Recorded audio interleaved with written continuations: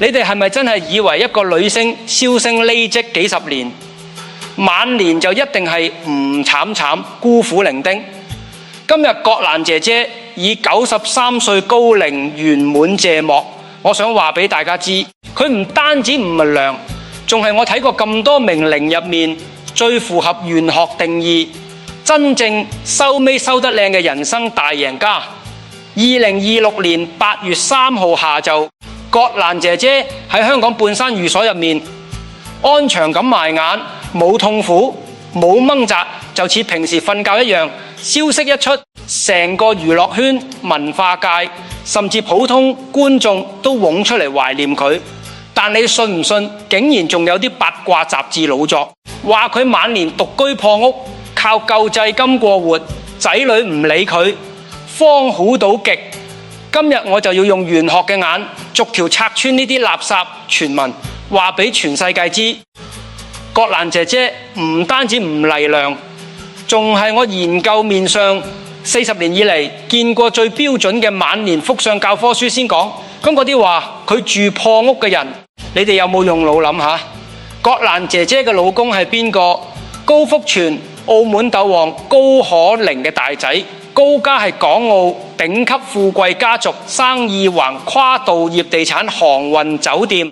葛蘭姐姐由1961年嫁入高家，到2026年走，足足55年豪門生活。你話佢會住破屋？佢住嘅係半山千里豪宅，窗外面對維港，風水格局叫玉帶環腰，財氣聚而不散。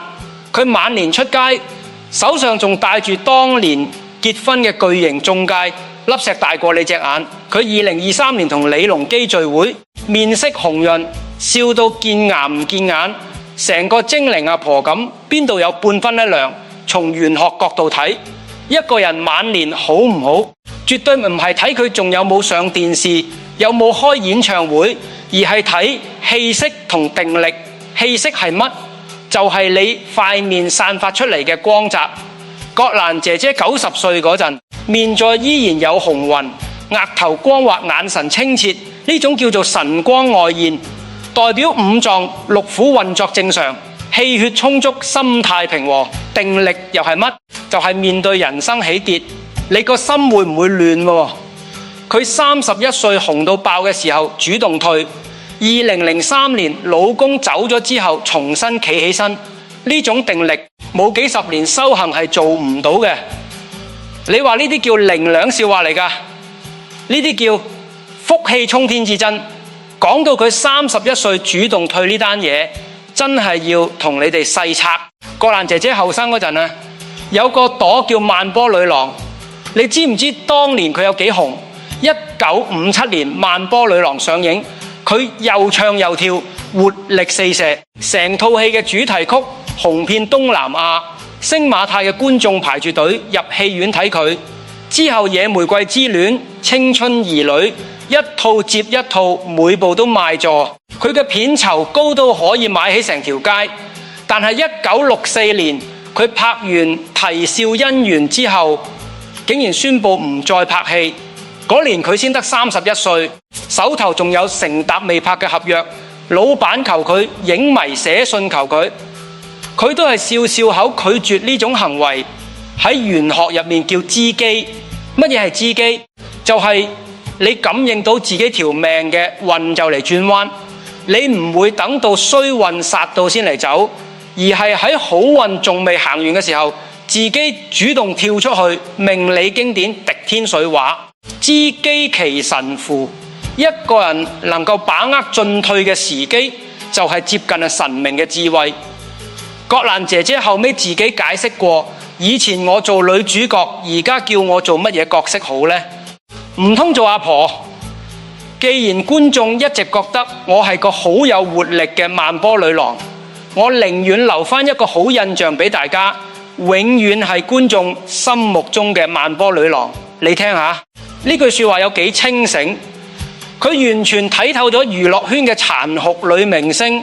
一個35歲角色就會由女主角變阿媽變家姐，再過幾年就變阿嬸。與其俾人嫌棄，不如自己華麗轉身。好多明星就係唔識呢個子字，死捱爛捱，結果晚年接埋啲爛片，破壞晒觀眾嘅美好回憶，仲要俾人嘲笑過氣。葛蘭姐姐就係因為識得字，先至可以保住萬波女郎呢個金漆，招牌60幾年。好，講完呢個知機嘅智慧，我哋開始認真睇佢塊面。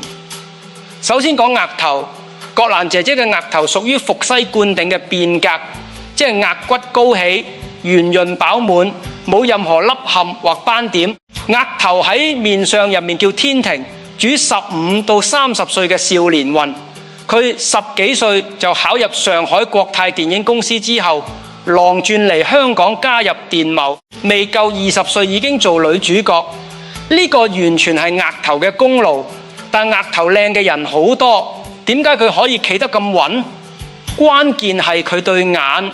葛蘭姐姐對眼生得壯而不露，眼型偏像眼珠烏黑有神，但佢唔會瞪大眼望人，而係微微垂低眼皮，眼神內暫，好似一潭深水，你睇唔透佢諗緊乜。呢種眼相喺雙李行珍入面叫做龍眼主大貴，而且最啱用嚟應付豪門生活。你諗下，豪門入面幾十對眼日日睇住你，你做錯少少嘢，講錯一句說話，就會俾人唱到街知巷聞。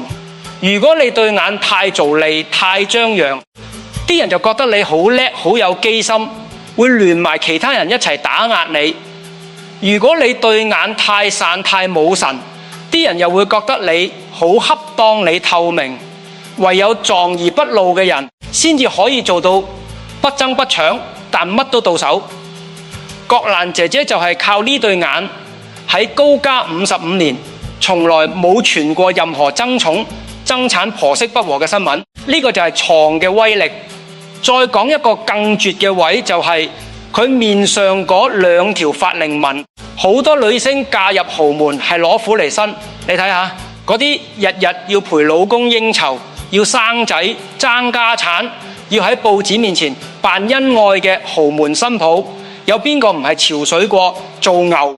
但葛蘭姐姐由結婚到老公走，再到自己走，由頭贏到落尾，從來冇輸過。點解？全因為佢面上嘅法令紋，即係由鼻翼兩側延伸落去嘴邊嘅2條紋。葛蘭姐姐嘅法令紋又深又長，直達嘴角以下，而且左右對稱，紋路入面冇任何雜紋或中斷。呢種法令紋喺相學叫陰右紋，代表呢個人積咗好多陰德，上天派守護神幫佢隔離晒所有是非同小人。豪門入面最興就係挑撥離間，但葛蘭姐姐有呢2條法令紋鎮住，任何想搞風搞雨嘅人埋到佢身邊都會自動彈開，所以佢可以安安靜靜做佢嘅少奶奶，日日聽京劇，面度宣做善事，完全唔使理會豪門入面嗰啲刀光劍影。呢個就係真正嘅贏家面相，唔使打交已經贏晒。跟住我哋再深入一層，由面相跳去八字睇吓，佢嘅命格點解咁特別？葛蘭姐姐係1933年6月13號出世，農曆5月21，西令屬雙子座。但玄學我哋用節氣，佢出世嗰日已經過咗芒種，未到小暑，屬於夏天嘅熱命人。熱命嘅特質係乜？五行火旺，性格熱情主動，有表演作，人緣好，一生多貴人扶持。你睇佢後生16歲入行，即刻有導演賞識，20歲做女主角，30歲之前已經紅遍東南亞。呢啲全部係熱命帶嚟嘅先天優勢。但熱命人最大嘅死穴就係急功近利，火性炎上一燒起嚟就控制唔住。好多熱命嘅明星紅咗之後就不斷接戲、接廣告、接登台，揾到錢就買樓、買車、買名牌，完全唔識儲糧。結果一到大運轉換，火勢一退，即刻乜都冇晒，負債累累，晚景凌涼。但葛蘭姐姐完全相反，佢運用命理優勢嘅方法係用火煉金。點解？因為佢知道自己係熱命，但佢揀嘅老公高福全係秋天出世嘅良命人，兩個命格一熱一涼，互相調和，形成一個穩定嘅磁場。佢亦都識得喺大運轉向之前，即係31歲嗰年主動熄火熄影，呢個 timing 精準到好似有本天書指住佢做。如果你而家去查佢嘅八字大運，會發現1964年正係佢由火運轉入土運嘅交界，土會食火。如果佢繼續拍戲，嗰幾年嘅戲一定仆直，甚至可能同入合約9粉。但佢一早就跳咗出嚟留低嘅，只有光輝，冇任何遺憾。呢種知運而用運嘅智慧，唔係個個學得嚟。講完命格，我哋逐個五官拆落去，先講最緊要嘅鼻。鼻喺面相入面叫做審辯官，但對女人嚟講，鼻更加代表呼聲，即係你老公嘅質素、婚姻嘅好壞，同埋你旺唔旺到個老公。葛蘭姐姐個鼻，我可以用4個字形容：直厚有收。直係指鼻槓高挺而且筆直，由山根一直落到鼻頭，冇任何彎曲或者折點。呢種鼻槓代表佢為人正直，有主見，唔會人云亦云。厚係指鼻翼、鼻頭兩邊飽滿，有肉，唔會薄到見到鼻窿。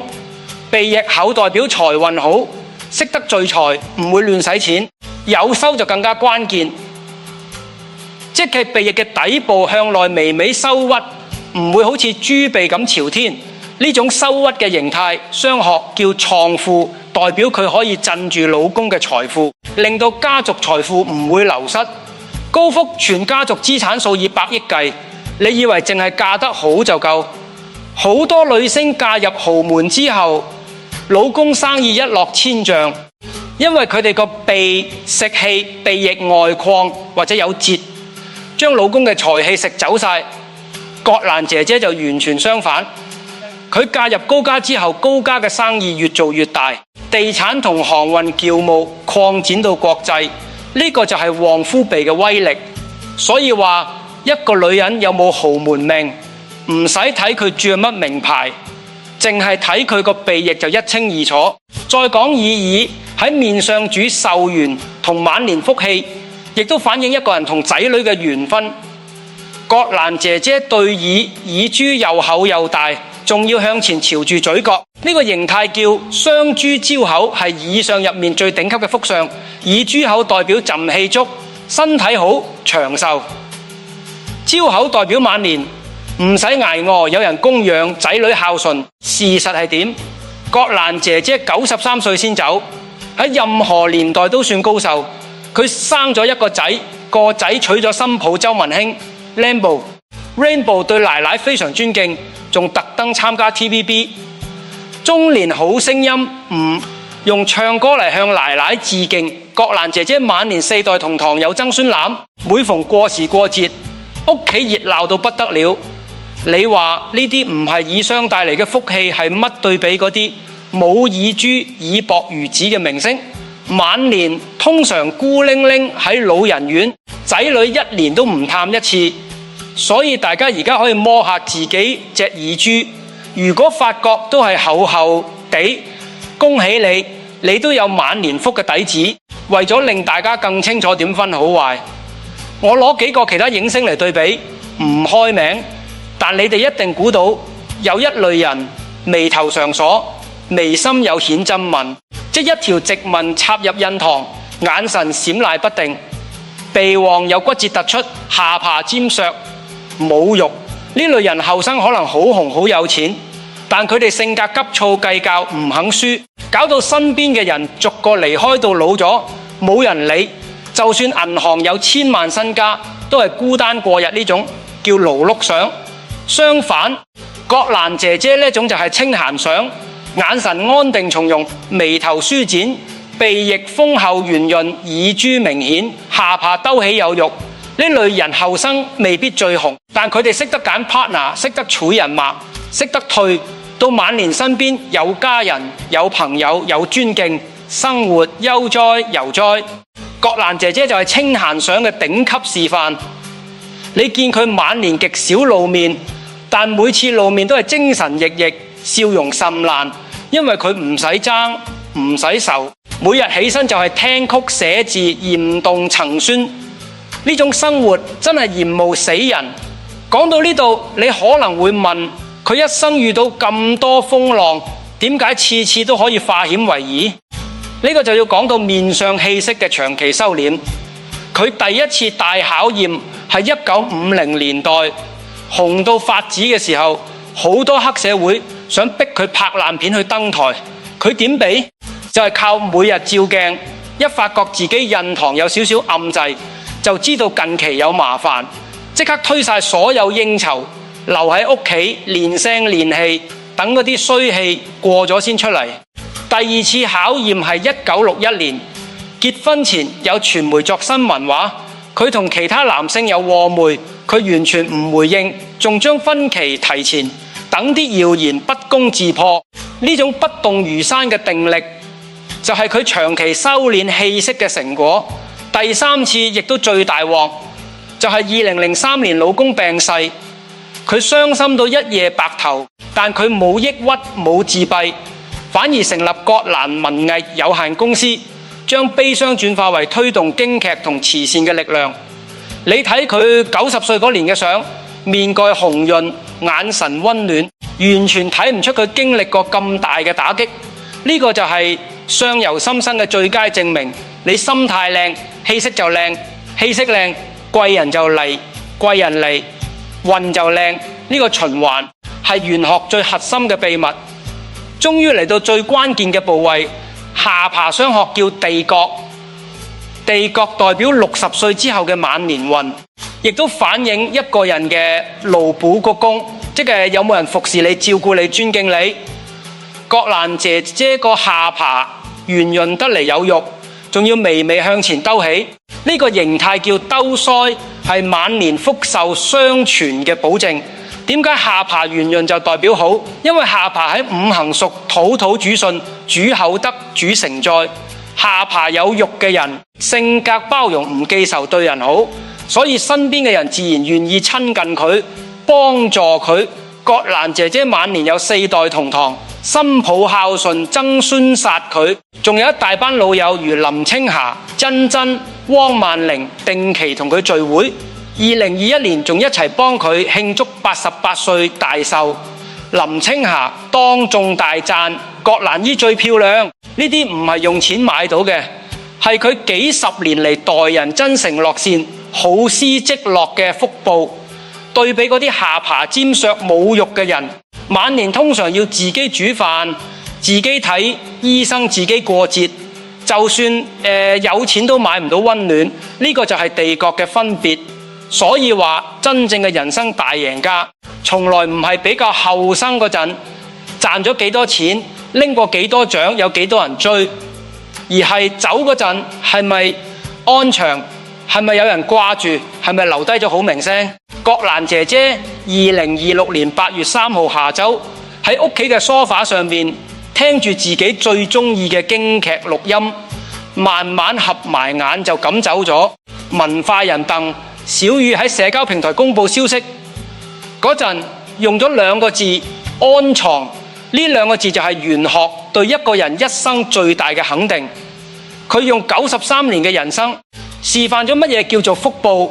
後生紅到發紫，但唔拜；中年嫁入等候門，但唔從；晚年4代同堂，但唔傲；走嗰陣安安靜靜，但唔孤。佢嘅經典金曲《我要你嘅愛》同《卡門》跨越時代。2018年荷里活電影《我哋超豪男友》Crazy Rich Asians 仲特登選用佢嘅歌做插曲。一個息影咗60年嘅人，仲可以被國際影壇記住，呢啲就係真正嘅不朽。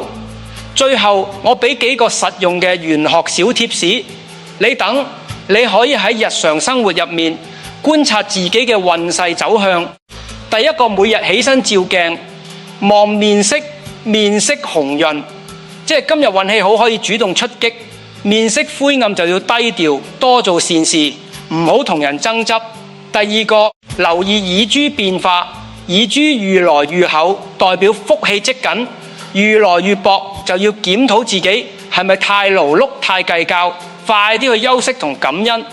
第三個，觀察下巴線條，下巴圓潤就繼續保持善良，開始變尖就要開始處人脈、處健康、處善緣，唔好再咁刻薄。第四個，學葛蘭姐姐嘅知機，幾時要進，幾時要退，自己要有感覺。當你覺得做某件事好辛苦、好唔順，周身唔聚財，就係運話你知要停。相反，當你覺得做某件事好流暢、好開心，就係運推你行，快啲把握。講到呢度，大家可以摸下自己個鼻膛或者耳垂。如果你發覺自己個相都有呢啲特徵，鼻筒直而不尖，鼻翼厚而有收，耳珠厚大超厚，記得喺下面留言區打個有福話我知。如果大家對某個特定部位嘅睇法有疑問，即管留言，我會親自覆你哋，幫你哋睇下係咪具備大贏家嘅潛質。葛蘭姐姐嘅故事話俾我哋聽，玄學唔係迷信，係一種累積咗幾千年嘅人生智慧。佢用自己嘅一生成，為咗一本活生生嘅教科書，話俾大家知，真正嘅贏家唔係贏起跑線，而係贏終點線，贏在安詳，贏在圓滿，贏在受人懷念。如果你覺得今日呢集內容幫到你重新認識好命呢兩個字，除咗訂閱我嘅頻道之外，記得將呢條片 share 俾你身邊嗰啲成日擔心自己晚年運嘅朋友，等佢哋都學識點樣退吉避凶。呢個動作本身就係積德功德無